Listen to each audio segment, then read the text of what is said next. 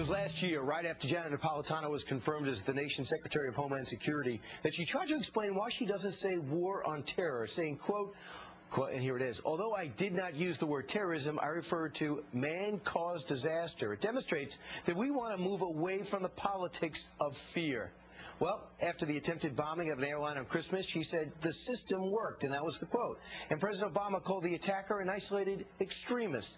Can we trust the government to protect us from terrorism when they won't even acknowledge that we're in the war on terror or their terror strike could occur? Frank Gaffney is the president of the Center for Security Policy and a columnist for the Washington Times.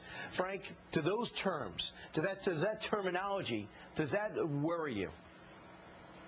Well, I think the uses of euphemisms for the fight we're in, I think, is deeply worrying, and it has contributed, I'm concerned, to our enemies' perception that we're not serious. And what that means to them is they should redouble their efforts. And specifically, as we've talked about here many times, Brian, what that translates into is more of the violent kind of jihad that their ideology, they call it Shariah, requires them to engage in. Not just, if you can, requires them to engage in. They're supposed to engage in more stealthy techniques if violence won't work, but when they see violence is being rewarded, as bin Laden did in the years leading up to 9/11, you get more of that kind of violence, and we're going to get more of it if this administration continues to ignore the underlying cause. Brian, we're talking a lot about health care lately. The president's been preoccupied with it, too much so to my way of thinking.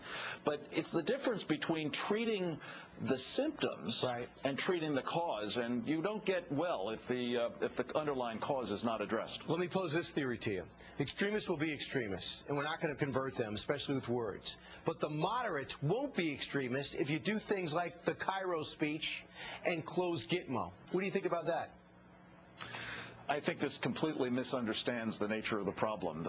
You don't have moderates versus extremists. You have people who adhere to what authoritative Islam calls, as I say, Sharia. Most Muslims around the world, thank God, don't. They don't want to live under this barbaric, women-hating, repressive, totalitarian ideology any more than the rest of us do. That's the fault line. I think we need to be speaking to those who don't want to go into this dark place and embrace them and work with them as our natural allies. Some of them are in places like Nigeria, by the way.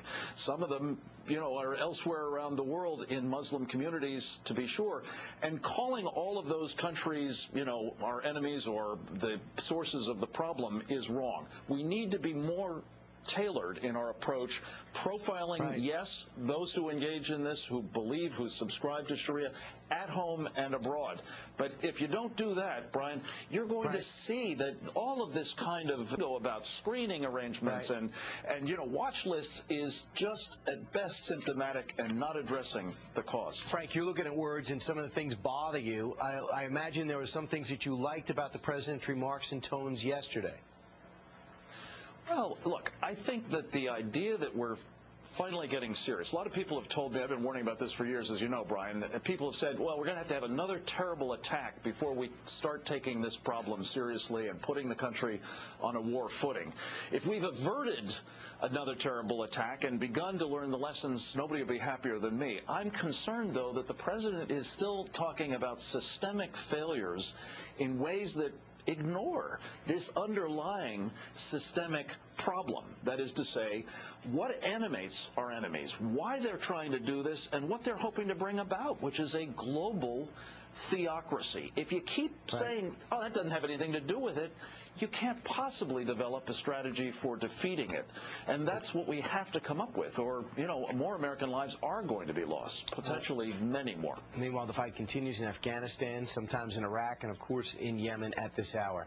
And we have two terror strikes against the terrorists that happened this morning. More on that later. Thanks a lot, Frank Gaffney. My pleasure. Thank you.